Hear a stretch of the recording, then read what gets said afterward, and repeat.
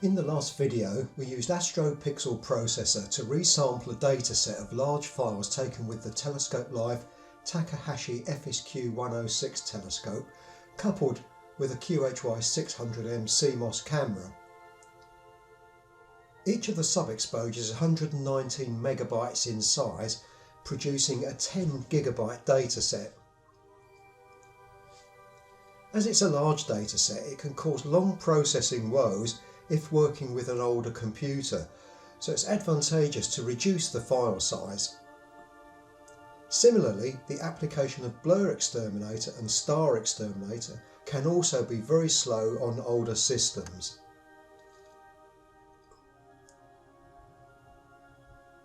To carry out high quality resampling, we can also call upon PixInsight. The procedure isn't intuitive, as is so often the case, but in this video I'll go through the techniques required for success. After a few applications it gets much simpler. With PixInsight up and running, we can start the procedure by right-clicking on the grey workspace and choosing Image Container. This is a kind of holding area where we load the full-size images. We can start off by choosing a base directory. This is where the original dataset is stored.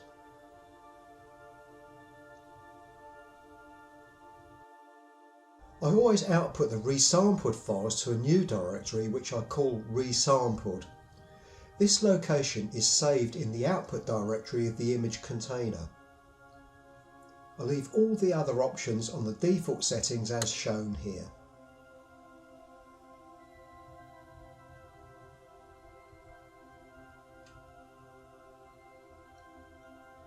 To open the large files in the image container, click on the Add Files button and select all the frames.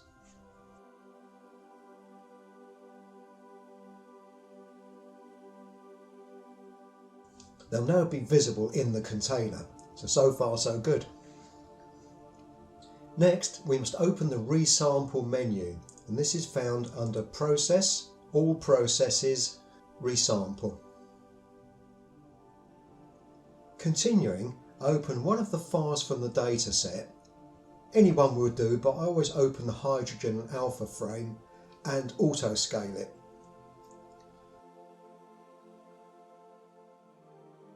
Back in the Resample menu, click on the top drop list and select the file that has just been opened on screen. Doing this populates the Resample menu with the appropriate file size of our image. In this case, a width of 9576 pixels and a vertical dimension of 6382 pixels. Note the very large centimetre and inch values on the right. At this point we can decide about the level of resampling to use. With my PC I usually pick a value of about 70%, which delivers a resampled image of around 58 megabytes. A resampling value of 50% produces a file size of 30 megabytes. If your PC is relatively fast, I recommend values of 60 to 70%. We'll use the former here. Under the percentage option, change the value from 100 to 60 in the width box. Ensure that the Preserve Aspect Ratio option is ticked. This is the default setting. Clicking in the height box automatically preserves the aspect ratio. The box numbers may change a tiny amount, but this is fine.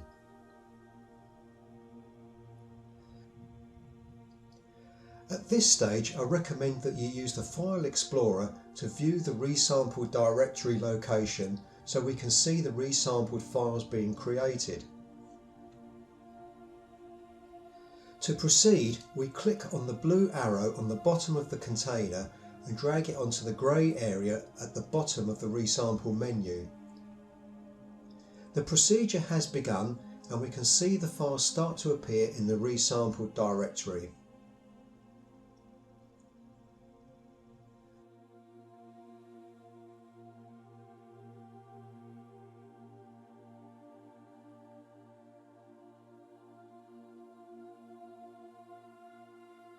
A Occasionally, a scary sounding warning may appear on the screen alerting about the loss of astrometric data from one or several of the files, but just click Yes to proceed. I have no idea why this happens with certain files, but it doesn't cause any problems that I'm aware of.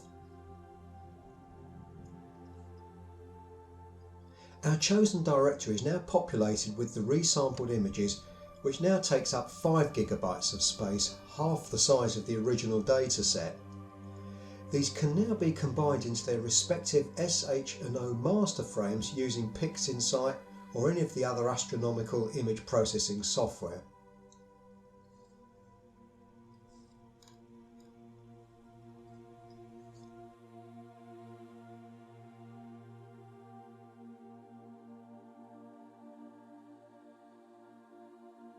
Once done, we can combine the master frames to produce an SHO image using the channel combination tool.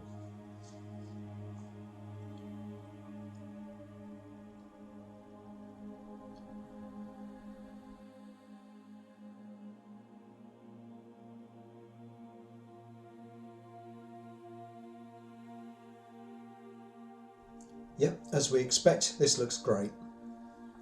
We've seen that resampling the raw sub-exposures to somewhere around 50% of their original size can produce much smaller data sets with no apparent loss of quality.